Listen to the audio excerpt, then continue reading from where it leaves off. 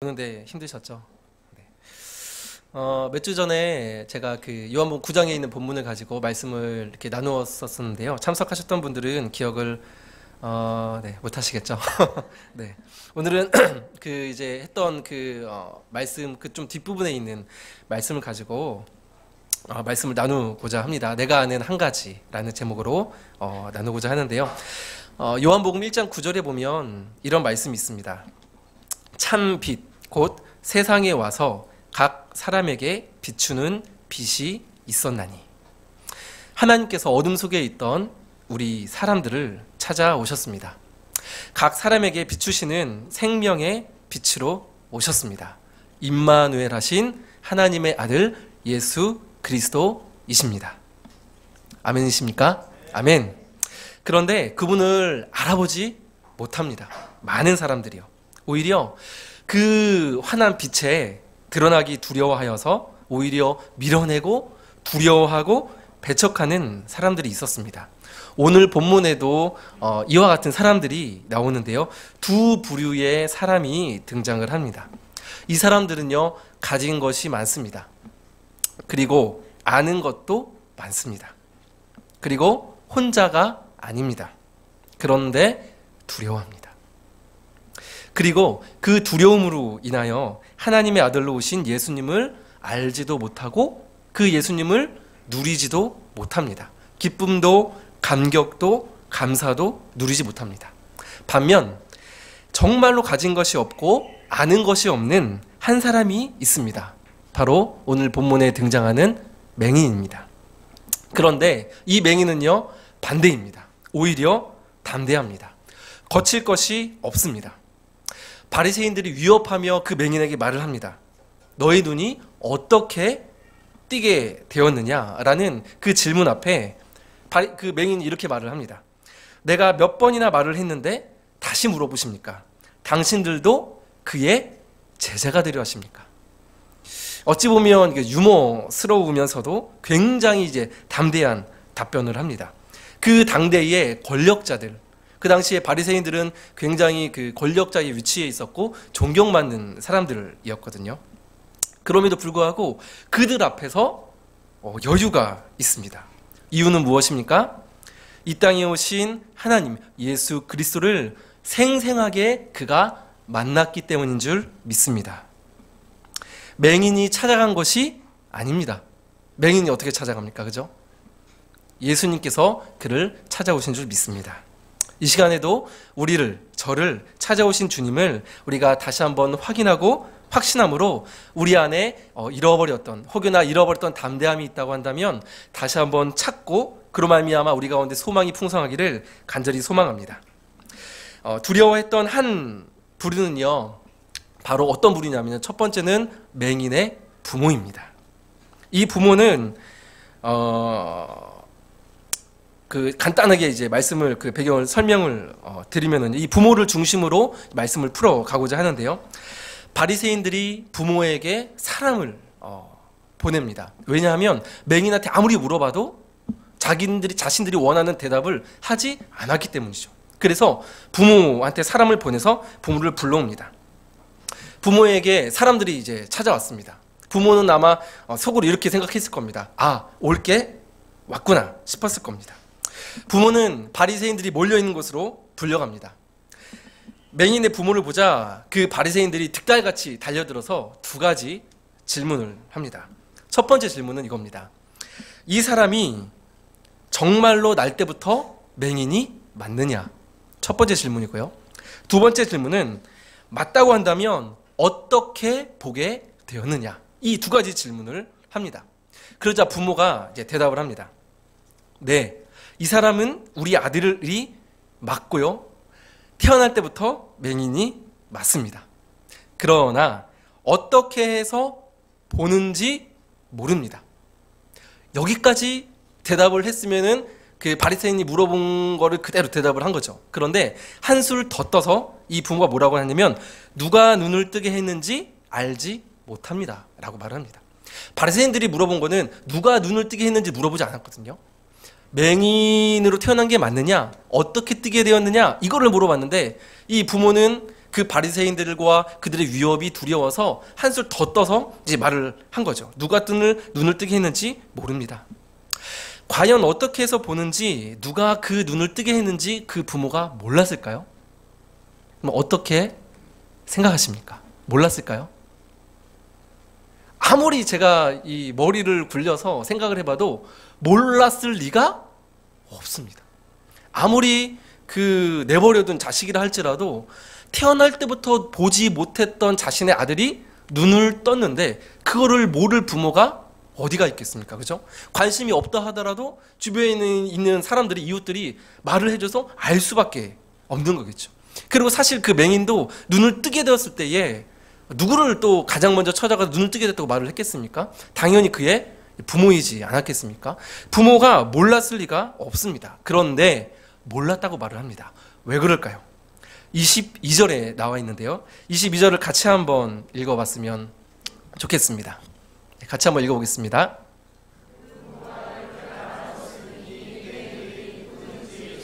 그리스로 시인한 자는 출교하기로 결의하였으므로 그들을 무서워했습니다. 아멘. 두려워했기 때문입니다. 무엇을 두려워했습니까? 바리새인과 그들의 말을 두려워했습니다. 그들의 말은 무엇입니까? 예수를 그리스도로 무엇하는 자요? 시인하는 자를 어떻게 합니까? 출교하기로 결의했다는 것입니다. 그 말을 이 부모가 듣고 두려워했습니다. 여러분, 출교를 당한다는 것은 아마 들어서 아시고 있으신 분도 계시겠지만요, 단순히 회당의 어떤 예배나 모임에 참여할 수 없다는 그런 의미뿐만이 아닙니다. 회당을 중심으로 공동체가 형성이 되어 있는데 그 공동체로부터 완전히 단절이 된다는 것이죠. 이는 곧 관계를 맺고 있는 모든 사람과의 관계도 단절이 된다는 것입니다. 그리고 사실은 먹고 사는 것도 그 관계를 바탕으로 해서 또 먹고 살지 않겠습니까? 그런데 삶에 그렇게 충교가 된다는 것은 삶의 터전까지도 몽땅 끊어질 수 있는 그러한 위기였다는 것이죠. 몹시 중한 그런 처벌이었습니다. 여러분, 혹시 이런 그 부모가 당한 위협과 같은 상황을 경험을 해보신 분이 계십니까? 저는 사실 솔직하게 자세히 말씀을 드리기는 어렵습니다만 저는 그러한 경험을 딱 한 번 해보았습니다. 그 일이 끝나고 돌아서서 나가는데 두 다리가 풀려서 주저앉을 수 있다는 것을 저는 처음 느꼈습니다. 그리고 약간 정신이 반쯤 나간 상태? 그 상태가 정말 한 하루 이틀 정도는 지속이 되더라고요. 아, 그 내가 살아가고 있는 이 기반이 정말로 송두리째 없어진다는 것이 이런 기분이구나. 딱 한 번 경험을 해본 적이 있습니다. 그래서 부모는 선택합니다. 무엇을 선택합니까? 자신들이 보고 경험한 진리를 스스로 가리웁니다. 스스로 말소시키신 것이죠.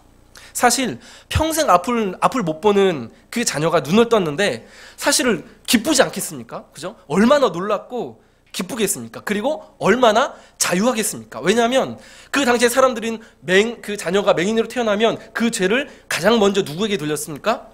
부모의 죄 때문이라고 돌렸다는 것이죠. 아니면 태중에 그 태중에 아기로 있을 때 그 아기가 뭔가 잘못을 했기 때문에 그렇게 맹인으로 태어났다. 그 당시 사람들은 그렇게 생각을 했습니다. 그러니까 이 맹인이 자유하지 못할 뿐만이 아니라 그의 부모도 거기에서 벗어날 수가 없었던 것이죠. 그런데 그 예수라는 사람이 와서 자기 자녀의 눈을 뜨게 했으니 얼마나 자유했겠습니까? 그럼에도 불구하고 그 맹인의 부모는요, 그 바리새인들 말이 너무나도 두려워서요, 그 기쁨과 감격을 그 두려움이 덮어버렸습니다. 태어날 때부터 눈이 먼 그 자녀가 눈을 떠서 보게 되었음에도 말이죠. 사실 여러분, 이런 내용은요, 요한복음 곳곳에 나타나 있습니다. 오늘 그 PPT는 사실 없습니다. 양해를 부탁드리고요. 요한복음 7장 12절과 13절을 제가 한번 읽어드리겠습니다. 예수에 대하여 무리 중에서 수군거림이 많아 어떤 사람은 좋은 사람이라 하며 어떤 사람은 아니라 무리를 미혹한다 하나, 그러나 유대인들을 두려워함으로 드러나게 그에 대하여 말하는 자가 없더라. 많은 표적들을 행하셨습니다. 그죠? 물이 포도주 되어 막 그 찬양도 우리가 하지 않습니까? 물이 포도주 하고 막 많은 표적들을 보입니다. 그러면 이야, 이 사람이 정말 그리스도가 아니냐, 하나님으로부터 온 자가 아니냐 말하고 싶었는데 말하지 못하는 거죠. 많은 사람들이요. 왜요? 바리새인들과 그들의 말이 두려웠기 때문에 그렇습니다. 여러분, 인정하지 않으면요, 시인하지 않으면 감격과 기쁨도 찾아오지 않습니다. 이 요한복음을 기록한 요한복음의 저자인 요한 사도가 기록한 또 다른 서신이 있죠. 무슨 서신입니까? 요한 1, 2, 3서이죠. 요한 1서에 보면요, 시인이라는 단어가 굉장히 많이 나옵니다. 찾아보시면요, 여러 번 사용을 하는데요. 이 오늘 말씀 22절에도 예수를 그리스도의 시인하는 자는 출교하기로 결의하였으므로 하죠. 시인하는 자는. 근데 요한 1서에도 보면 이 시인이라는 단어를 이 사도 요한이 많이 사용을 합니다. 그래서 요한 1서 4장 15절에도 보면은요, 이런 말씀이 기록이 되어 있습니다. 누구든지 예수를 하나님의 아들이라 시인하면 하나님이 그의 안에 거하시고 그도 하나님 안에 거하느니라. 아멘. 하나님이 거하시는 곳이 되기 위해서는 예수님이 하나님의 아들이심을 어떻게 해야 됩니까? 시인해야 한다고 말을 합니다. 하나님이 거하시지 않으면 구원도 생명도 임하지 않습니다. 부모는 또한 이렇게 대답을 합니다. 그가 장성하였으니 그에게 물어보소서. 당시에 그 유대인들은 몇 살쯤 결혼을 했냐면은요, 약 13세쯤에 결혼을 했습니다. 굉장히 이제 이른 나이죠. 저희 나라도 이제 예전에 그렇게 결혼을 하지 않았습니까? 그러니까 최소한 이 맹인은 아무리 못해도 13세 이상의 그러한 사람이었다는 것이죠. 그에게 물어보소서. 이거는 사실은 무엇입니까? 부모로서 사실은 맹인을 보호해야 되는 위치 아닙니까? 부모가. 근데 그 자리를 포기하고 회피해 버린 겁니다. 아들을 버린 것이죠. 여러분, 그런데 그가 회피하고 버린 것은 부모로서의 책임뿐만이 아니었습니다. 예수님도 함께 버린 것입니다. 여러분, 우리는 어떻습니까? 나는 어떻습니까? 나를 둘러싼 세상 사람들, 때로는 그들의 말이 두려워서 중간지대, 내가 생각하기에, 내가 보기에 안전하다고 생각하는 곳에 우리는 섭니다. 그렇게 서는 것이 너무나도 익숙하고 쉽습니다.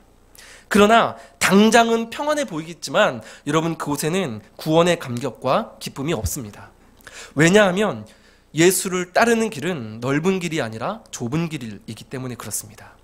예수를 시인한다는 것은 좁은 길을 걸어가신 예수를 선택하겠다는 것입니다.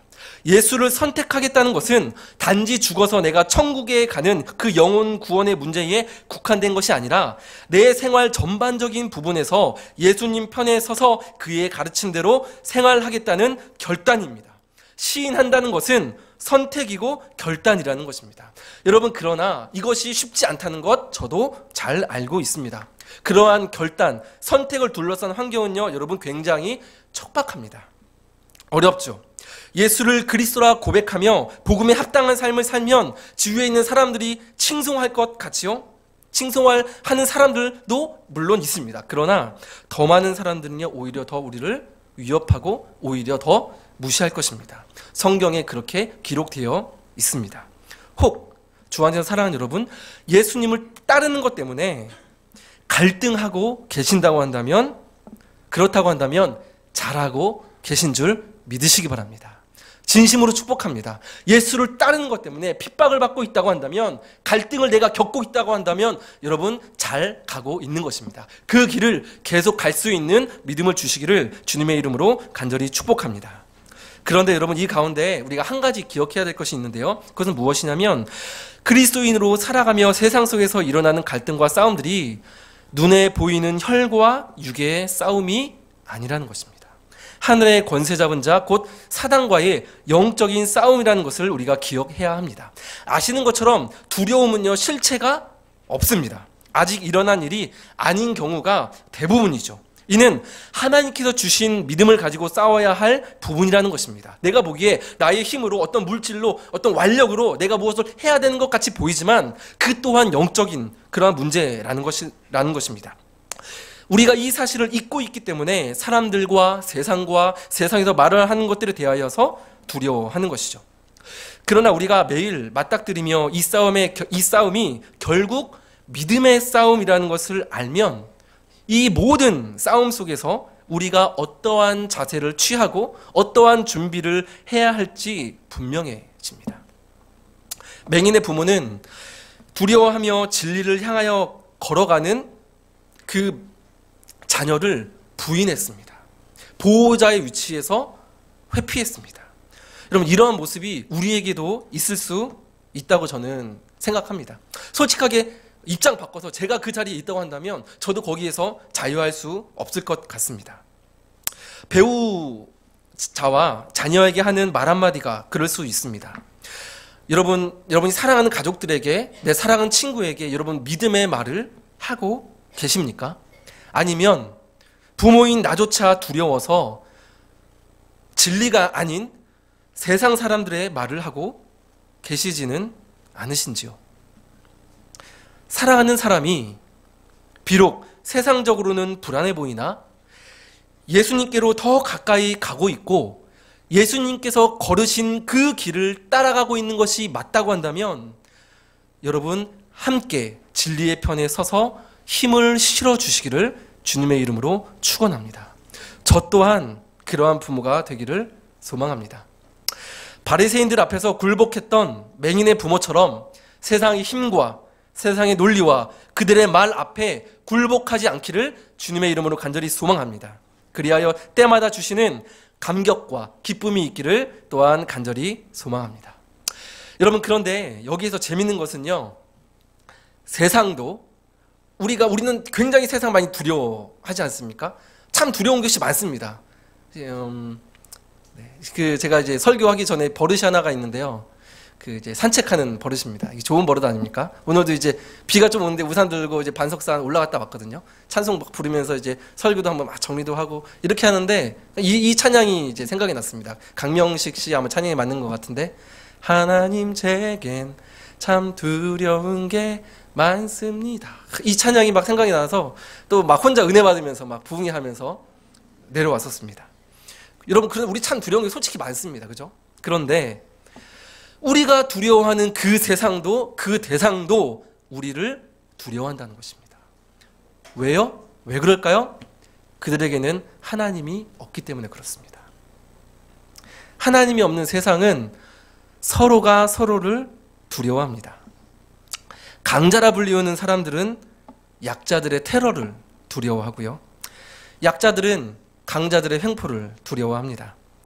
돈이 있는 자들은 이 돈을 잃을까봐 두려워하고, 돈이 없는 자들은 당장 내가 살고 있는 전셋집 올해 올려달라고 말을 할까? 그 걱정에 두려워합니다.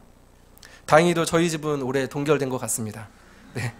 그 주인 집 3층에 사시는 분이 그리스도인인데 아무 말씀을, 11월 달인데 아무 말씀을 안 하시더라고요. 높은 자리에 오른 사람은 언제 그 자리에서 내려오게 될까 떨고, 비정규직으로 일하는 분들은 언제 해고를 당할지 몰라 두려워합니다. 부모인 우리는 어떻습니까? 내 자녀가 험악한 이 세상 속에서 잘 살아갈 수 있을까 두려워 떨고, 자녀는 삼포세다라고 말을 하는 이 세대 가운데 취업은 할 수 있을까? 취업은 해서 결혼은 할 수 있을까? 두렵습니다. 한 가정의 가장인 아버지는 어려운 경기와 점점 쇠약해지는 육체의 컨디션을 느끼며 가장의 역할을 잘 하게 될 수 있을까 두려워합니다. 하나님이 없는 세상은 자신이 가진 무엇이 아니면 세상은 살아갈 수 없다고 생각하고 말을 합니다. 그러나 여러분, 그것은 새빨간 거짓입니다. 우리는 그러한 것으로 살아가는 사람들이 아닌 줄 믿습니다. 우리는 무엇으로 살아갑니까? 하나님이 날 사랑하심. 하나님이 나를 사랑하심. 하나님이 나를 사랑하심. 이것 하나로 살아갈 수 있는 사람들인 줄 믿으시기 바랍니다. 그 사랑하심에는 후회가 없습니다. 그리고 그 사랑하심에는 끝이 없습니다. 기한이 없습니다. 영원한 사랑인 줄 확신하고 믿으시기 바랍니다. 그러하기에 주 안에서 사랑하는 여러분, 우리가 정말로 두려워해야 하는 것은 이 세상과 세상의 말들이 아니라 오직 하나님 한 분이신 줄 믿고 붙드시기 바랍니다. 9장의 사건을 보면은요, 바리새인들이 계속 묻습니다. 맹인에게 묻고 본문을 자세히 보면은 이게 미완료로 끝나거든요. 묻는다는 말이. 그런데 미완료로 끝나는 것은 무엇입니까? 계속 물었다는 겁니다. 묻고 자신들이 원하는 대답을 맹인이 안 하니까 부모를 불러와서 또 묻고. 왜 계속 묻습니까? 두려워하니까 계속 이제 물어보는 거죠. 부모는 두려워 떨고 있는, 그러니까 이렇게 된 거죠. 그 부모는 두려워 떨고 있는 바리새인들을 어떻게 한 겁니까? 두려워한 겁니다. 그 바리새인들도 두려워서 계속 물어보고 있는데 이 부모들은 두려워 떨고 있는 그 대상을 두려워했다는 것이죠. 바리새인들은 예수님이 베푸신 그 기적이 진짜 기적이 아니기를 믿고 싶었습니다. 그래서 안식일에 맹인을 고쳤다 하며 율법과 교리를 가지고 예수님과 사람들을 정죄하고 그 기적을 폄하합니다. 그래야 자신들의 그 위치를 그대로 계속 유지할 수 있기 때문에 그렇죠. 만약에 바리새인들이 예수를 인정한다고 한다면 어떻게 될까요? 그들의 자리는 그 즉시 허물어져 내리게 됩니다. 바리새인들이 어떤 사람들입니까? 그들이 갖고 있는 학식, 지식, 교리들, 하나님의 말씀을 생각하고 붙들고 있던 신념 하나로 살아가고 있던 사람들입니다. 그러나 예수님의 가르침, 그 하나님의 오신 예수님을 인정하면 그들이 가르쳤던 그 가르침과 존경받았던 그 위치로부터 다 내려놓고 포기해야 되기 때문에 두려워했던 것이죠. 그리고 누구에게도 가르침을 받을 필요가 없다고 생각했던 그들이 예수님의 제자가 될 위기에 있었기 때문에 그렇습니다. 그렇다고 한다면 우리가 한번 생각해 볼 수 있죠. 과연 그들이 붙들고 믿었던 그 믿음의 실체는 무엇이었을까? 진리가 아니었던 것이죠. 그들이 소유하고 있던 위치와 신념, 수많은 복잡한 교리들이 오히려 예수를 바라보지 못하게 만들었습니다. 예수 앞에 그것들을 내려놓아야 하는 것이 두렵고 싫어서 생명의 빛이 친히 오셨지만 마음을 열지 못하고 영접하지 못한 것이죠. 여러분, 그러나 이 사실을 기억하시기 바랍니다. 진리는 늘 평명합니다.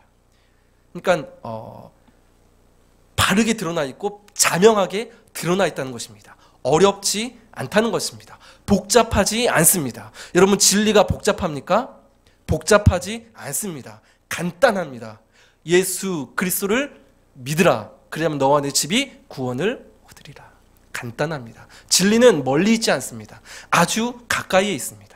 그것을 알면서도 보지 못하고 멀리하는 것은 무엇입니까? 그 안에 두려움이 있기 때문에 그렇죠. 내려놓지 못한 끙끙대고 있는 그것이 있었기 때문에 진리가 그렇게 간단하고도 가까이 내 앞에 있으면서도 그것을 보지 못하는 것입니다. 한때는 제가 교리 같은 것을 가지고 논쟁을 했던 적이 있습니다. 그런데 그렇게 논쟁을 하다 보면 가끔 이렇게 감정이 상하고 격해질 때가 있습니다. 그리고 갈수록 마음이 옹졸해집니다. 안 그래도 이 마음이 좁아서 죽겠는데 막 논쟁을 하다 보면 마음이 더 옹졸해지는 거예요. 그래서 제가 생각해 봤습니다. 도대체 왜 그럴까? 왜 서로 이렇게 마음이 상하고 이 좁은 마음이 더 좁아질까? 생각해 보았는데요. 제가 한 가지를 발견했습니다. 무엇이냐면 제 안에 두려움이 있었기 때문에 그렇습니다. 논쟁을 하게 되면 사실은 제가 논쟁에서 논리적으로 질 수도 있잖아요. 그죠? 근데 그거를 제가 싫어했다는 것이죠. 제가 두려워했다는 것입니다. 그러나 그런 논쟁을 피하면 어떻게 될까요? 저는 어떻게 보면 그 어떠한 제가 진리라고 믿고 있는 것으로부터 그 진리는 오히려 더 불투명해지게 됩니다. 비록 두렵더라도 내 자존심, 내가 잡고 있는 것을 내려놓고 겸허하게 상대와 소통하고 대화할 때 오히려 내가 붙들고 있는 그 진리가 더욱더 분명해지게 된다는 것이죠.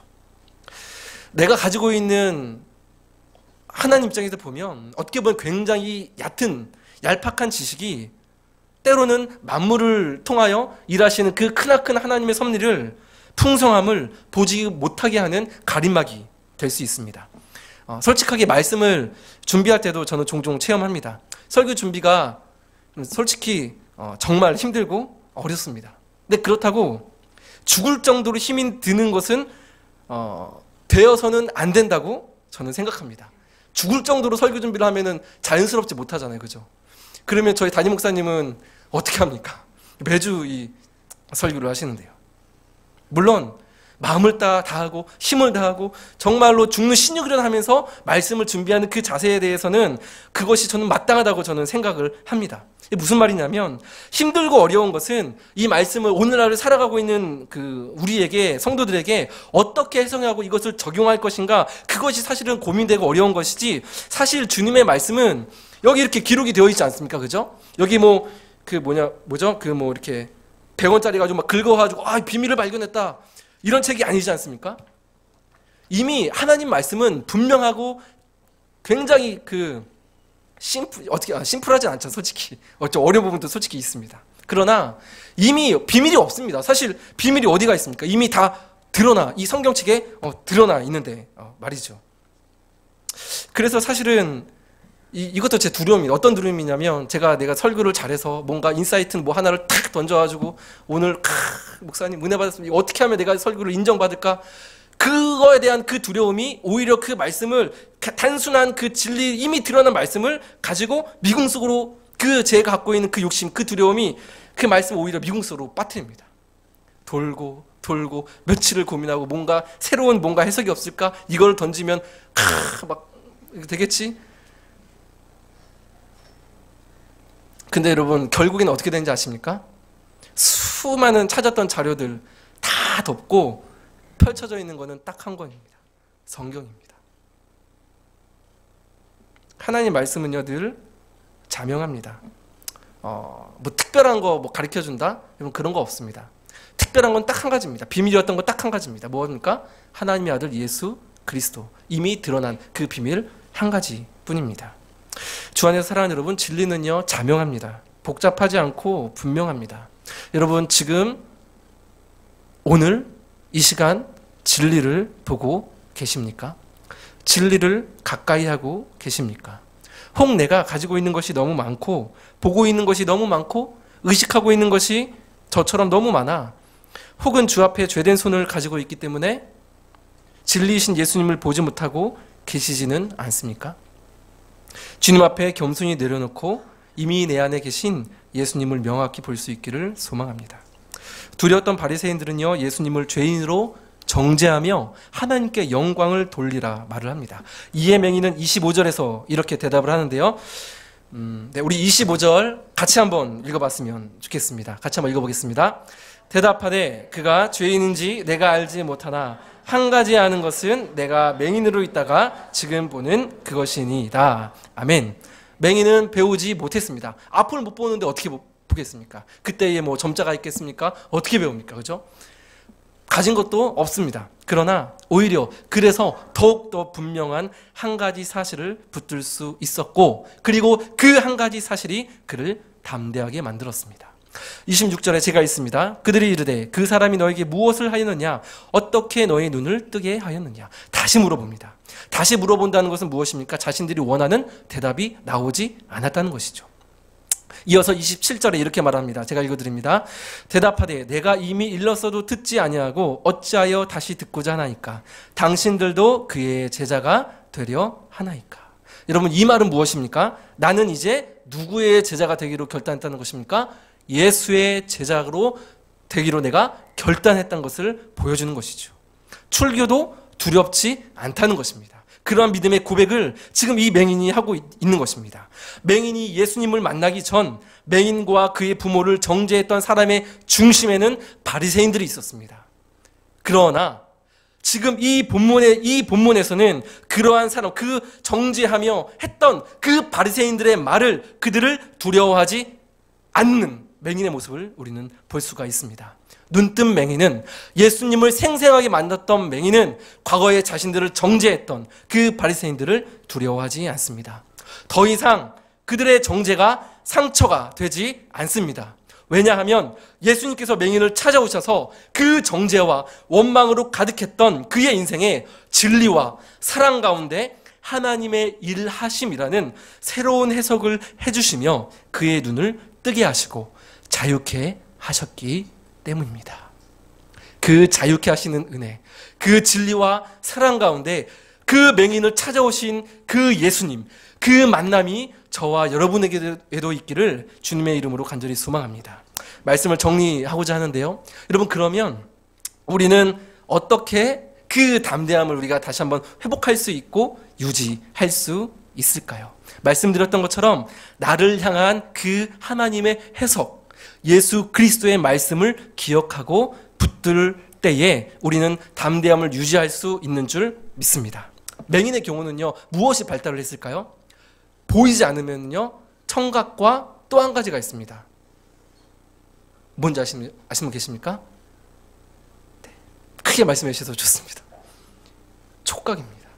여러분, 다크인 언론이었나? 제가 이름은 기억이 안 나는데, 저 양재에서도 했었고, 무슨 공연처럼 하는 거 있었어요. 눈 다 가리고 완전히 칠흑 같은 어둠 속으로 들어가는 거. 가본 적 계십니까? 안 계십니까? 많이 가신 것 같던데. 아마 제가 알기로는 꾸민에서도 한번 제가 갔던 것으로 기억을 하는데요. 어둠 속의 대화, 어둠 속의 대화라고 합니다. 그게 있는데 지금도 하는지는 모르겠어요. 근데 그게 뭐냐면 빛이 없어요. 아무것도 없는 정말 칠흑 같은 어둠 속에 한 10명 정도를 한 명이 데리고 갑니다. 정말 아무것도 안 보이거든요. 저는 솔직하게 핸드폰 부피라도 보일 줄 알았어요. 근데 아무것도 안 보여요. 근데 거기를 미로와 같은 곳인데 거기를 막 다 돌아다닙니다. 그 더 재밌는 것은 맨 마지막에 카페가 있어요. 카페에 가서 앉아서 음료수를 시킵니다. 콜라, 사이다, 오렌지 주스. 그런데 기적같이 오렌지 주스 시키면 오렌지 주스가 나옵니다. 만 원을 내면, 만 원 내는지 모르겠지만 하여튼 만 원을 내면 1,000원이면은 정확하게 9,000원을 거슬러 줍니다. 그래서 그 카페에 있는 그 바리스타 같은 사람들 물어봅니다. 왜 이렇게 정확하게 할 수 있는지 아세요? 그래서 막 대답이 나와요. 뭐죠? 원적에서 뭘 10,000원을 꼈어요. 막 대답이 나옵니다. 근데 그분들 뭐라 하십니까? 저는 맹인입니다. 앞을 못 보니까 청각과 촉각이 엄청 발달한 거예요. 1,000원짜리 지폐 이걸 해가지고 다 압니다. 1,000원짜리인지 10,000원짜리인지 5,000원짜리 다 알아요. 그리고 제가 길을 잃었거든요. 가다가 어떻게 이렇게 하고 있었는데 손이 확 날라가지고 제 손을 딱 잡고 딱 낚아채는 겁니다. 그래, 어머나, 저 되게 놀랐어요. 아니, 안 보이는 곳에서 어떻게 그렇게 제 손 잡고 있는지. 가보신 분 동감을 하시죠? 그래서 이 맹인도 청각과 촉각이 굉장히 발달을 했을 거라는 생각이 들었습니다. 그래서 듣는 거에 집중했겠죠. 어떤 말을 그가 들었습니까? 이 자가 맹인으로 태어난 것은 그의 부모의 죄도 아니고 그의 죄도 아니라 하나님의 일하심을 나타내려 함이니라. 실로암 못에 가서 씻으라. 그리고 그 전에 무엇입니까? 침을 뱉어 진흙을 이겨 그의 눈에 친히 손가락으로 만져주셨죠. 느꼈습니다. 예수 그리스도의 사랑을 그가 받은 것이죠. 그저께 아버지께 안부 전화를 드렸습니다. 이야기를 조금 하다가 아버지가 이렇게 말씀을 하시는 겁니다. 상태야, 내가 마지막으로 딱 한마디만 할게. 들어와라. 그러는 겁니다. 어딜 들어오라는 것일까요? 저희 아버지께서 운영하시는 횟가게로 들어오라는 겁니다. 가업을 이어가라는 겁니다. 이 자리에 좀 홍보를 하면 저희 아버지께서 한 40년째 노량진 수산시장에서 횟가게를 하십니다. 필요하신 분 저에게 연락을 주시고요. 그러면서 이렇게 말씀하셨습니다. 야, 너 그거 가지고 자식들 크고 있는데 살 수 있겠냐? 냉정하게 생각해봐라. 그러시는 거예요. 그러면서 이어서 하시는 말씀이 한 달에 구체적으로 얼마 정도를 벌 수 있다고 저에게 말씀을 해주시는 겁니다. 눈이 번쩍 뜨이는 액수였지만 솔직하게 꽤 부풀려서 말씀을 하신 거라 생각합니다. 요즘 경기가 얼마나 어려운데 그렇게 볼 수가 있겠어요. 저희 아버지께서 집사 직분을 갖고 계시지만 신앙생활을 하신 지가 얼마 안 되셨거든요.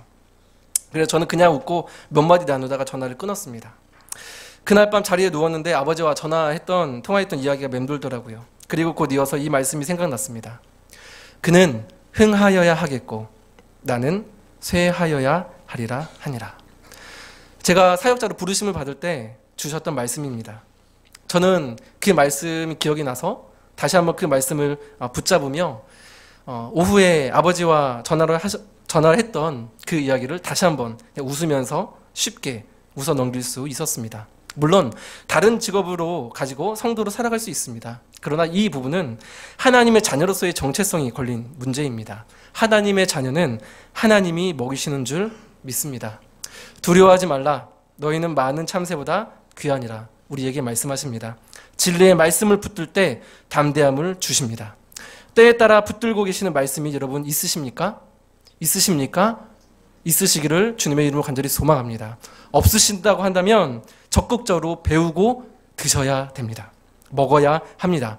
가만히 있으면 세상의 말과 세상의 것들이 우리의 머리와 마음에 꽉 차게 되어 있습니다. 아주 오래전에는 어르신들이 이런 말을 했죠. 나는 무식해.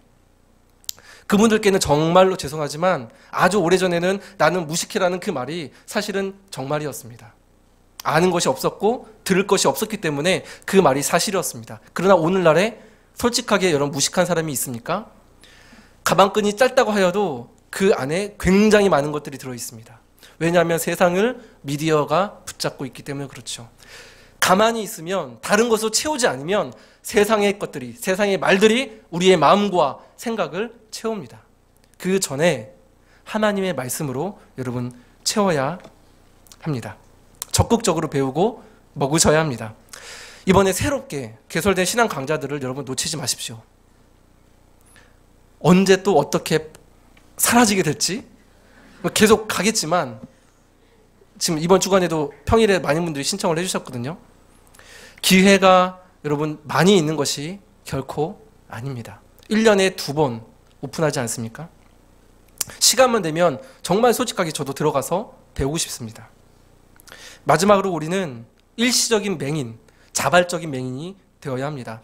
여러분 두려우면 눈을 더 크게 뜹니다. 그죠? 그리고 귀를 더 쫑긋 세웁니다. 그러나 눈을 크게 뜨면 뜰수록 두려운 것은 더 크게 보이고 귀를 열면 열수록 두려운 소리는 더 크게 들립니다.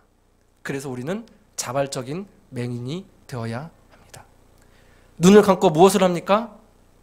골방에 들어가 은밀한 중에 보시는 내 아버지께 기도하라. 은밀한 중에 보시는 내 아버지께서 갚으시리라. 기도할 때 하나님의 보호하심과 인도하심과 살아계심으로 말미암아 우리 가운데 담대함이 임할 줄 믿습니다. 찬양하고 우리가 기도하기를 원합니다.